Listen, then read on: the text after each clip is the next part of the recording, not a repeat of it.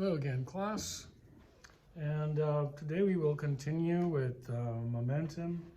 And up till now, we've just been looking at cases where the momentum is constant, meaning the total momentum of the system was constant. If the total momentum was -3 before collision this way, it's going to be -3 after collision that way, the same amount.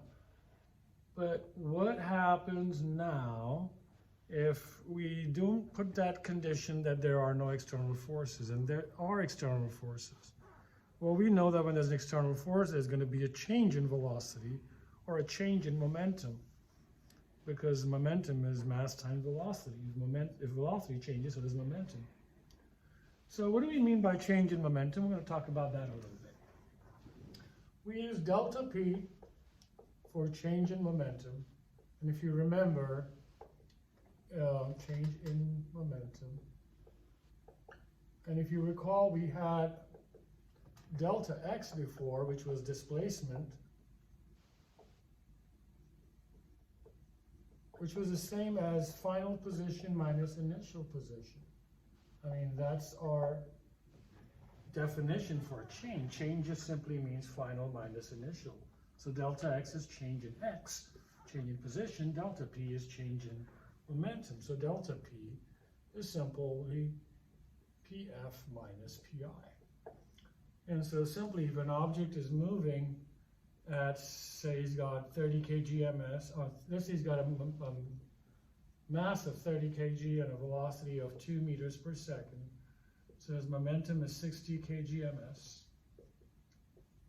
He's moving in that direction. And something slows him down. Maybe it's friction, some force.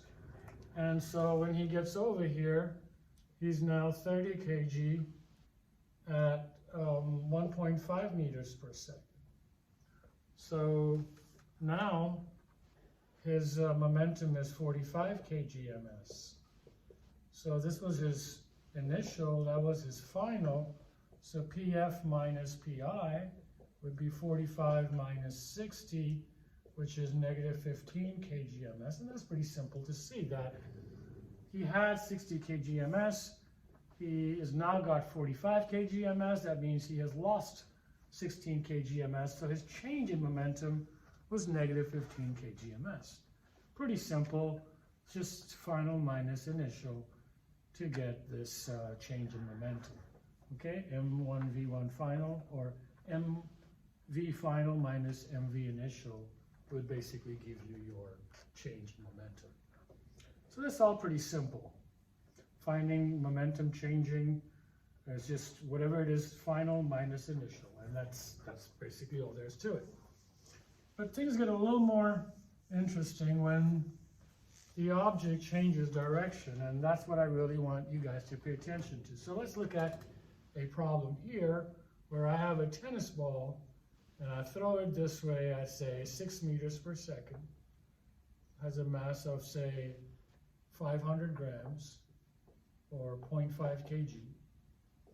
And I throw him this way and he comes back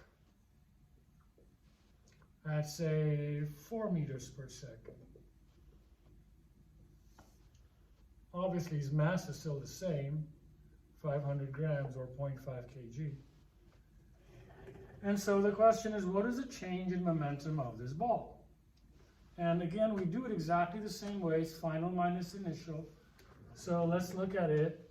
My initial velocity, initial momentum is mass times velocity initial, which is 5.5 times 6 meters per second, or 3 kg ms. That's my initial momentum. Okay, I had 500 grams or 0.5 kg, 6 meters per second going that way. My final momentum is again 0.5 kg times now -4 meters per second. I hope you see that he's coming backwards, so his velocity is negative. So that would become -2 kg ms. So then pf minus pi would be -2 kg ms minus 3 kg ms, which gives me -5 kg ms.